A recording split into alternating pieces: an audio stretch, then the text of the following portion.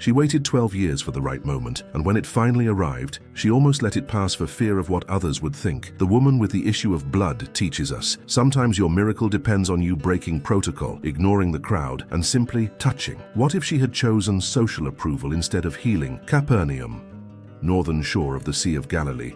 Approximately 30 AD, a dense crowd surrounds Jesus. He is on his way to the house of Jairus, the synagogue leader, whose 12-year-old daughter is dying. The urgency is palpable. Jairus pleads, "Come quickly before it's too late." And hidden in that crowd, hunched over, trying to go unnoticed, is a woman. 12 years of hemorrhaging, 12 years of continuous bleeding, 12 years of suffering that goes beyond the physical. It's social, spiritual, economic, emotional, all destroyed by a medical condition that traditional medicine cannot cure. Mark 5 gives us devastating details.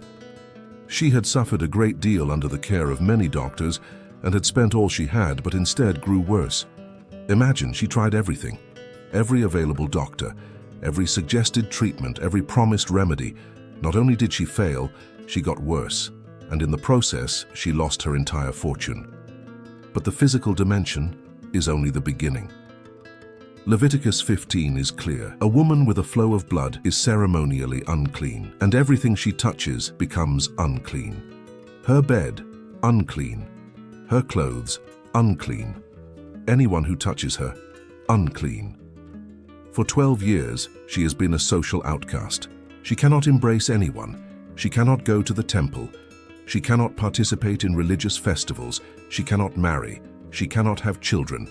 She cannot live a normal life. She is a living ghost, present but invisible, alive but isolated, breathing but not living. 12 years without positive human touch, 12 years of whispered shame, 12 years of hearing, stay away, impure, don't touch, 12 years of being defined by her illness, not by her humanity. And now, Jesus is here. She heard the stories, lepers cleansed, paralytics walking, the blind seeing, demons cast out, power flowing from him like a river of healing. And something inside her, faith mixed with despair, whispers, "If I only touch his garments, I will be healed." But there are problems. First, she is impure. Touching Jesus would technically make him impure as well. It's a religious violation. Second, she is a woman in a patriarchal society. Approaching rabbi publicly, without a male intermediary, is a social transgression.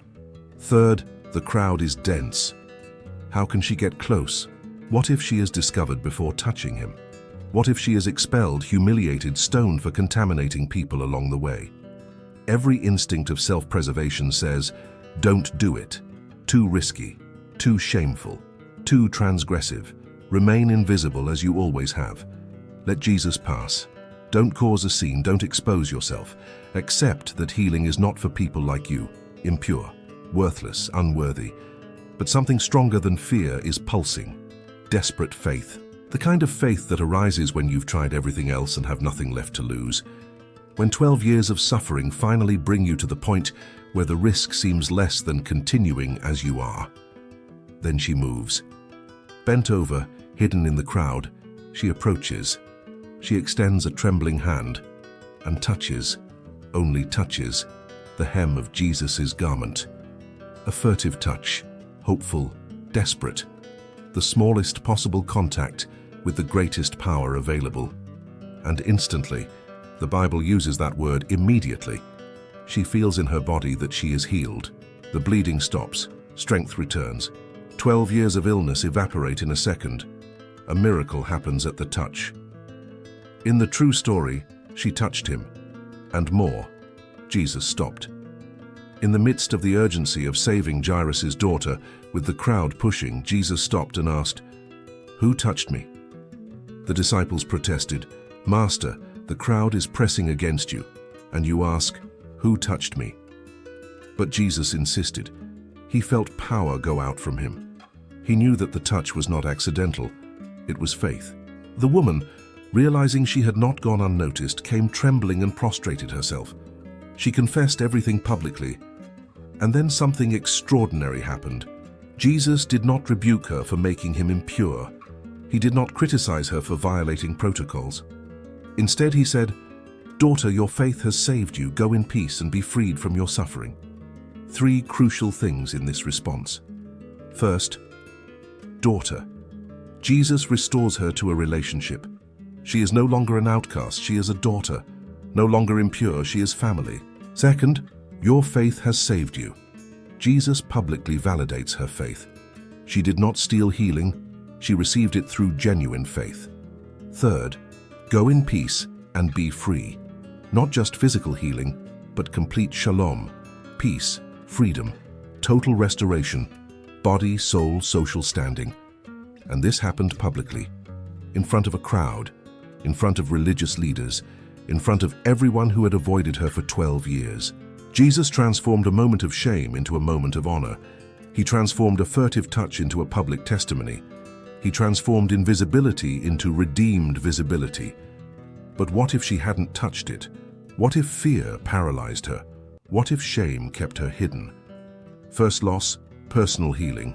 She would continue bleeding. 12 years would become 15, 20 until death. The disease that had already consumed her fortune would consume her life. Physical suffering would continue without relief. Pain that medicine could not cure would remain incurable. Second loss, continued social isolation. More years without touch. More years as impure. More years excluded from community, temple, normal life. She would die as she lived, invisible, isolated, defined by her illness. Third loss, absent testimony. No one would know that Jesus heals even the incurable. No one would learn that desperate faith moves divine power. No one would see that Jesus does not reject the impure. He restores them. The story that has encouraged millions for 2,000 years, "If I only touch his garments," would never be told. But there is a greater, more subtle loss. Jesus stopped for her. In the midst of an emergency, Jairus' daughter dying, Jesus stopped to acknowledge, validate, and restore this woman. Why? Because for Jesus, she was not an interruption. She was the goal. Invisible people matter as much as visible emergencies. The marginalized deserve attention as much as the powerful. If she hadn't touched him, that lesson would have been lost. The crowd would have continued to see Jesus only as a healer of urgent, important public cases. They wouldn't have seen that he stopped for an impure woman. They wouldn't have learned that in the kingdom of God, there are no disposable people. This encounter reveals fundamental truths about how grace works, how faith operates, and how Jesus interacts with the marginalized. First, impurity does not contaminate Jesus. Jesus purifies impurity. In the Levitical system, contact with the unclean made you unclean. It was a downward contagion, but with Jesus, the flow is reversed. When she touches Jesus, she doesn't contaminate him. He purifies her. It's an upward contagion. Grace is stronger than impurity. Jesus' holiness is not a fragile thing that human dirt can stain. It is a transformative power that cleanses what it touches. Second, faith doesn't need to be big. It needs to be real. The woman wasn't highly theological. She didn't quote scripture. She didn't offer eloquent prayers. She simply thought, "If I touch his clothes," faith the size of a mustard seed, but directed at the right object, Jesus. And that was enough. It wasn't the quality of her faith that healed. It was the object of her faith. Third, Jesus honors faith that others would consider transgressive. Technically, she violated ritual law. She made Jesus ceremonially unclean. Some Pharisees were probably horrified, but Jesus doesn't care about ritual purity when the soul is at stake. He values courageous faith above religious conformity. He honors breaking religious rules when it's to seek genuine connection with him. Fourth, invisibility is not destiny. It is a situation that Jesus undoes. For 12 years, she was invisible. Society erased her. Religion marginalized her.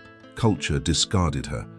But one touch, and Jesus makes her visible, not in shame, but in honor. He stops the crowd to give her attention. He calls her daughter publicly. He declares, "Your faith has saved you," for all to hear. Without this narrative, marginalized people might think, God sees the visible, the important, the influential. People like me, poor, sick, ashamed, don't matter. But the story screams, You are seen. Your pain matters. Your name is known. Your faith, even small, even desperate, moves the heart of God. She touched him. And in that touch, everything changed, not just for her, for all of us who came after, carrying our own impurities, our own 12 years of suffering, our own reasons for feeling unworthy to approach Jesus. She teaches us, courageous faith breaks through barriers that fear respects. There was every reason not to touch: ritual law, social norms, personal shame, risk of rejection. But faith said, if I only touch. One word, if. Not certainty, but possibility. Not guarantee, but hope. And she staked 12 years of suffering on that if. How many healings go unrealized because we respect the barriers that faith should break down? How many people remain in suffering because they think, I am not worthy to approach? How many miracles wait to happen but never do because shame shouts louder than faith whispers? The woman challenges us, don't wait to feel worthy, approach in your unworthiness. She didn't wait to be cleansed to touch Jesus. She touched her impurity, and the touch made her clean. She didn't wait to have perfect faith. She approached with imperfect faith, and Jesus honored her. She didn't wait for official permission. She took a desperate initiative and found grace. And notice Jesus' response. He didn't say, you violated protocol. He said, daughter. He didn't say, you contaminated me. He said, your faith has saved you. He didn't say, why did you touch without permission? He said, go in peace. Jesus wasn't saving his power for the qualified. He was waiting for the desperate to dare to touch him. The story would be different if she hadn't touched it, but she did touch it, with a trembling hand, with a racing heart, with fragile but genuine hope. And in the slightest touch, just the edge of his garment, God's power flowed and 12 years of suffering ended instantly. Your blood flow, what is that? It doesn't have to be literal. It could be 12 years or more of shame that bleeds your dignity, emotional suffering that drained your joy, addiction that secretly consumes your life, toxic relationship that sucks your energy, past trauma that infects your present, habitual sin that you tried to stop but can't, depression that bleeds color from your life, loneliness that isolates you from community, resentment that prevents you from living fully. You've already tried many doctors, therapies, methods, strategies, human solutions. You've spent resources, time, money, emotional energy, and you're still bleeding, maybe even worse than before. And now, Jesus is passing by, not literally in the crowds of Capernaum, but spiritually real, present, accessible. Power still flows from him. Grace is still available. Healing is still possible. But you have to touch. There is no passive healing here. Jesus didn't force the woman's healing. She had to move through the crowd, reach out and touch in faith. Yes, Jesus has power, but you have to activate it through bold faith. And perhaps you think, but I am impure, I am unworthy. My problem is too shameful. My past is too dirty. My situation is too complicated. Jesus doesn't want to be touched by someone like me. A lie. The same lie that almost kept the woman in suffering. Jesus waited to be touched by her. He stopped in the midst of the emergency to acknowledge her. He publicly called her daughter. He transformed shame into honor, impurity into purity, invisibility into testimony. He will do the same for you. Not after you cleanse yourself now in your impurity. Not when you deserve it. You will never deserve it enough. Not when you feel worthy. You may never feel it. But when you, in genuine desperation and tremendous faith, dare to reach out and touch the hem of his garment. Here is the liberating truth. Jesus wants to be touched. He is not distant, untouchable, protected by religious protocol. He is walking among the crowds, power flowing from him, waiting for the broken, the desperate, the marginalized, to dare to reach out and touch. Every touch of faith releases power. Every desperate approach is received with grace. So touch, pray that desperate prayer. Confess that hidden sin. Seek the help that pride refused. Take that step of faith that fear blocked. Approach the community you avoided out of shame. Open that dusty Bible. Enter that church you swore you'd never enter. Forgive that person you thought was unforgivable. Just touch. And discover that when you touch Jesus with faith, even faith the size of mustard, Even faith mixed with doubt, even desperate and trembling faith, power flows. Healing happens. 12 years can end in an instant. Prisons can open with a touch. Life can begin again when you dare to believe, if I only touch. She waited 12 years, spent everything, suffered greatly. And when the moment arrived, she almost let it pass out of fear. But something inside her, faith the size of a mustard seed, whispered, if I only touch. And she dared, through the crowd, despite the shame, against all logic. And she found that Jesus wasn't protecting his power from the unworthy. He was waiting for the desperate to have the courage to touch him. She rang the bell. Are you coming? Thank you for watching. The story would be different if the woman with the issue of blood challenges us. What impurity is preventing you from touching Jesus? What suffering are you carrying alone that could end with a touch of faith? Share this video with someone who needs to dare to touch. And in the comments, what encounter with Jesus would you like us to explore next? Subscribe to the channel and turn on notifications so you don't miss any episodes.